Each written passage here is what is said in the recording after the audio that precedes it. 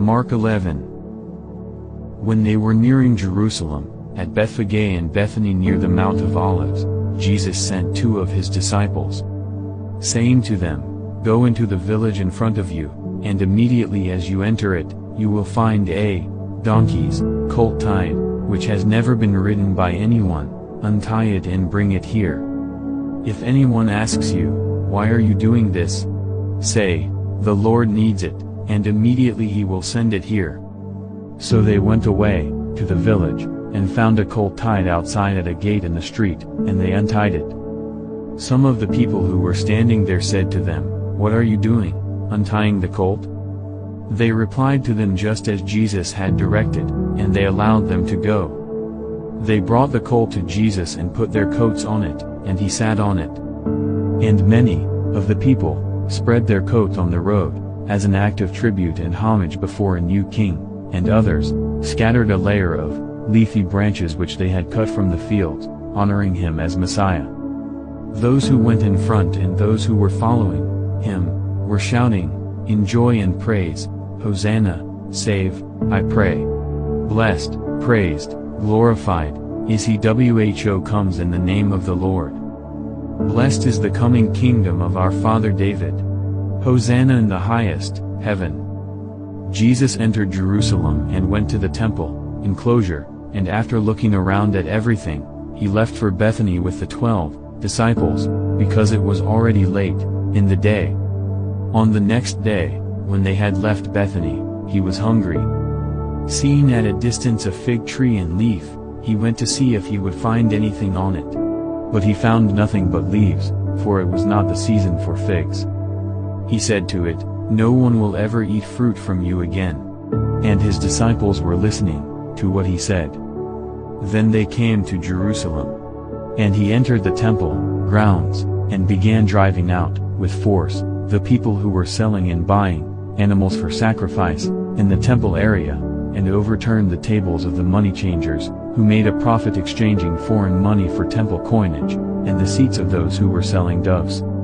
And he would not permit anyone to carry merchandise or household wares through the temple grounds, using the temple area irreverently as a shortcut.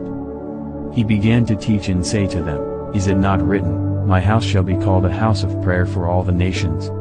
But you have made it a robbers' den." The chief priests and the scribes heard this and began searching for a way to destroy him, for they were afraid of him, since the entire crowd was struck with astonishment at his teaching. When evening came, Jesus and his disciples would leave the city. In the morning, as they were passing by, the disciples saw that the fig tree had withered away from the roots up. And remembering, Peter said to him, "Rabbi, Master, look! The fig tree which you cursed has withered." Jesus replied, "Have faith in God, constantly. I assure you and most solemnly say to you, whoever says to this mountain, 'Be lifted up and thrown into the sea,' and does not doubt in his heart, in God's unlimited power, but believes that what he says is going to take place, it will be done for him, in accordance with God's will. For this reason I am telling you, whatever things you ask for in prayer, in accordance with God's will, believe, with confident trust, that you have received them, and they will be given to you. Whenever you stand praying, if you have anything against anyone, forgive him, drop the issue, let it go, so that your Father who is in heaven will also forgive you your transgressions and wrongdoings, against him and others.